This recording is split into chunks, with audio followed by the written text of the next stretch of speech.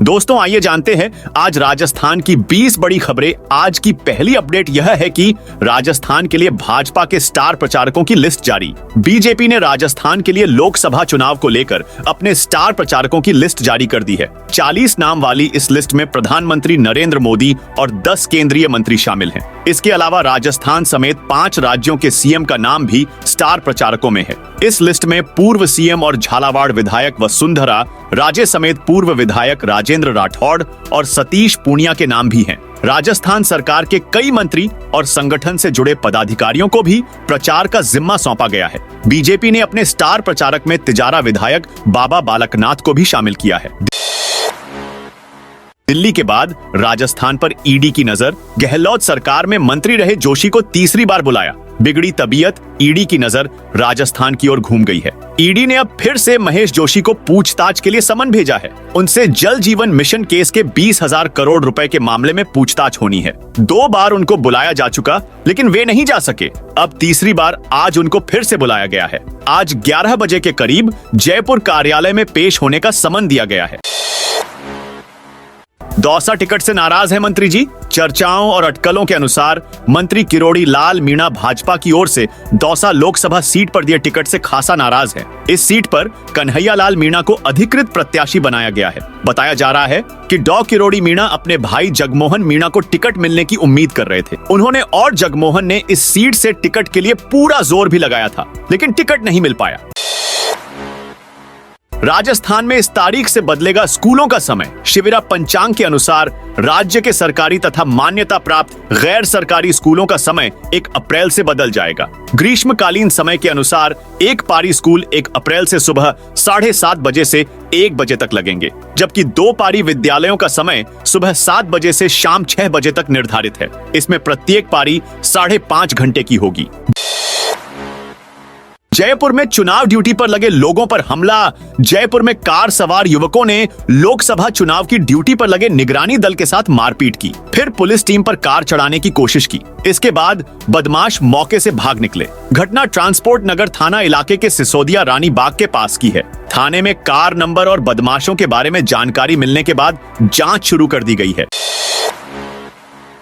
राजस्थान में कल से आंधी बारिश और ओले गिरने का अलर्ट। राजस्थान में तेज गर्मी से शुक्रवार से राहत मिलने की उम्मीद है। एक वेस्टर्न डिस्टर्बेंस राजस्थान में गुरुवार शाम से एक्टिव होगा। इसके असर से उत्तर पश्चिमी और पूर्वी राजस्थान के 12 जिलों में 2 दिन आंधी बारिश के साथ बिजली चमक सकती है। इस सिस्टम के असर से दिन के तापमान में 2 से 3 डिग्री सेल्सियस तक की गिरावट हो सकती है। मौसम केंद्र जयपुर के निदेशक राधेश्याम शर्मा ने बताया, इस सिस्टम का असर बीकानेर, जोधपुर, जयपुर और भरतपुर संभाग के जिलों में रहेगा। सर्वाधिक असर 30 मार्च को रहेगा। 30 मार्च को 10 जिलों में मेघगर्जना के साथ बारिश होने की संभावना है। 30 मार्च को गंगानगर, हनुमानगढ़, चूरू, सीकर, करौली, झुंझुनू, धौलपुर, दौसा, भरतपुर और अलवर जिले में बारिश होने और बिजली चमकने की संभावना है।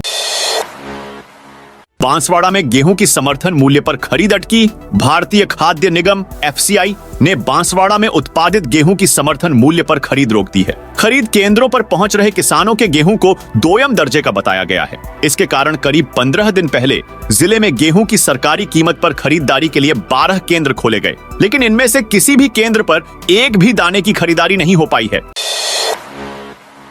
बीजेपी प्रत्याशी कैलाश चौधरी का नामांकन आज। लोकसभा चुनाव के दूसरे चरण में राजस्थान की 13 सीटों पर नामांकन प्रक्रिया गुरुवार से शुरू हो गई है। पहले दिन केंद्रीय कृषि राज्य मंत्री एवं बीजेपी प्रत्याशी नामांकन पत्र दाखिल करेंगे। इससे पहले आदर्श स्टेडियम में नामांकन रैली की। नामांकन सभा में पूर्व प्रतिपक्ष नेता राजेंद्र राठौड़, प्रदेश भाजपा चुनाव सह प्रभारी विजयाताई रहाटकर और राज्यसभा सांसद राजेंद्र गहलोत, मंत्री के विश्नोई शामिल होंगे।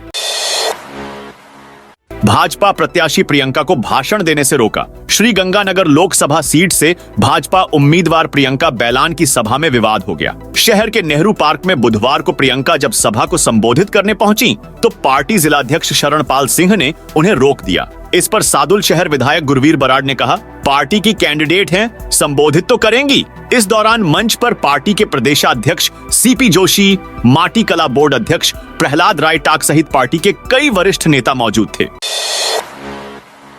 पेपर लीक और फर्जीवाड़ा रोकने के लिए ऑनलाइन मिलेंगे सवाल। राजस्थान कर्मचारी चयन बोर्ड ने परीक्षाओं को लेकर नए सिस्टम को लागू करने की कवायद प्रारंभ की है। यह सिस्टम हाइब्रिड मोड पर होगा, यानी ना पूरी तरह से ऑनलाइन रहेगा और ना ही पूरी तरह से ऑफलाइन होगा। इस नए सिस्टम का आधा पार्ट ऑनलाइन रहेगा तो आधा पार्ट ऑफलाइन होगा। भर्ती परीक्षाओं में पेपर लीक और फर्जीवाड़ा रोकने के लिए बोर्ड प्रयास कर रहा है कि अभ्यर्थियों को पेपर तो ऑनलाइन दिया जाए, जबकि अभ्यर्थी को आंसर वर्तमान की तरह ऑफलाइन ही देना होगा। बोर्ड इस हाइब्रिड सिस्टम को ऐसी भर्ती में लागू करने की कवायद कर रहा है जिसमें अभ्यर्थियों की संख्या 20,000 से कम रहती है। राजस्थान लोकसभा चुनाव के दूसरे चरण के नामांकन आज से। राजस्थान में पहले चरण की 12 सीटों पर नामांकन प्रक्रिया पूरी होने के बाद आज से दूसरे चरण के लिए नामांकन प्रक्रिया शुरू हो गई है। दूसरे चरण की अधिसूचना जारी होने के साथ ही आज 13 सीटों पर उम्मीदवार अपने नामांकन पत्र भर सकेंगे। दूसरे चरण के लिए नामांकन 4 अप्रैल तक भरे जाएंगे। दूसरे चरण में राज्य की 13 सीटों पर चुनाव होंगे। इसमें जोधपुर, जालोर सिरोही, राजसमंद, बाड़मेर, पाली, अजमेर, भीलवाड़ा, चित्तौड़गढ़, उदयपुर, बांसवाड़ा, टोंक सवाई माधोपुर, कोटा और झालावाड़ 12 सीट है। इन सीटों पर 26 अप्रैल को वोटिंग होगी, जबकि चुनाव परिणाम 4 जून को आएगा। पीवीआर में 3 स्क्रीन के शो कैंसिल होने पर हंगामा। अजमेर के आगरा गेट के पास मित्तल शॉपिंग मॉल में बुधवार रात को हाथापाई और हंगामा हो गया। हंगामा बढ़ता देख कोतवाली थाना पुलिस मौके पर पहुंची और दोनों पक्षों के कुछ लोगों को थाने ले गई। फिलहाल पुलिस मामले की जांच में जुटी है। लोकसभा चुनाव को लेकर नामांकन पत्रों की आज होगी जांच। लोकसभा आम चुनाव 2024 के लिए पर्चा दाखिल करने की प्रक्रिया बुधवार को संपन्न हो गई थी। नामांकन पत्रों की आज जांच होगी। किसी भी स्तर पर कोई गलती रहती है तो प्रत्याशी चुनाव लड़ने से वंचित रह सकता है। भजन लाल जी ज्यादा दिन तक सीएम नहीं रहेंगे, हनुमान बेनीवाल बोले। आरएलपी अध्यक्ष बेनीवाल ने कहा कि भजन लाल जी को एमएलए कहते हैं कि मेरी जांच कराएं। मैं उनसे कहता हूं कि भजन लाल जी आप अपना ध्यान रखिए, क्योंकि आप ज्यादा दिन तक सीएम नहीं रहेंगे। उसके कुछ दिन बाद वहीं सड़क पर घूमते नजर आएंगे। नरेश मीणा की कांग्रेस से बगावत, निर्दलीय ताल ठोकी। कांग्रेस में वापसी के बाद युवा नेता नरेश मीणा ने फिर से बगावती तेवर दिखा दिए हैं। उन्होंने बुधवार को दौसा लोकसभा क्षेत्र से निर्दलीय प्रत्याशी के रूप में नामांकन दाखिल किया। युवाओं के हुजूम के साथ कलेक्ट्रेट पहुंचे नरेश मीणा ने जिला निर्वाचन अधिकारी देवेंद्र कुमार के समक्ष एक नामांकन पत्र भरा। इसके बाद मीणा ने कलेक्ट्रेट से लेकर सोमनाथ महादेव मंदिर तक कनक दंडवत लगाकर आशीर्वाद मांगा। फेडरेशन कप के लिए राजस्थान बॉडी बिल्डिंग टीम हुई फाइनल। गोवा में 6 अप्रैल से आयोजित होने वाली federation cup body building and physical fitness के लिए राजस्थान टीम का चयन रोबस्ट जिम जयपुर पर किया गया। राजस्थान बॉडी बिल्डिंग एसोसिएशन के अध्यक्ष नवीन यादव ने बताया कि 80 किलोग्राम वर्ग में ऐश्वर्या, 85 किलोग्राम में अमित जांगिड़, 95 किलोग्राम में नीरज कुमार और मेंस फिजिक में इंद्र कुमार टांग का चयन किया गया।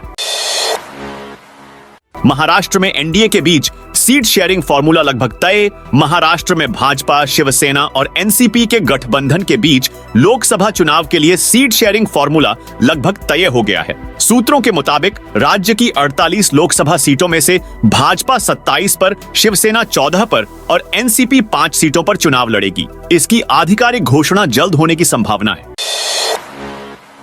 हैदराबाद पुलिस ने 3 साइबर ठगों को किया गिरफ्तार। डीग जिले की जुरहरा थाना पुलिस ने 3 साइबर ठगों को गिरफ्तार कर हैदराबाद पुलिस को सौंपा है। आरोपियों के खिलाफ हैदराबाद पुलिस में मामला दर्ज था। आरोपियों का पता उनके मोबाइल लोकेशन से उन्हें गिरफ्तार किया गया है। तो दोस्तों, यह थी राजस्थान से जुड़ी आज की बड़ी खबरें। आप कौन से जिले से इस वीडियो को देख रहे हैं, कमेंट करके बताइए।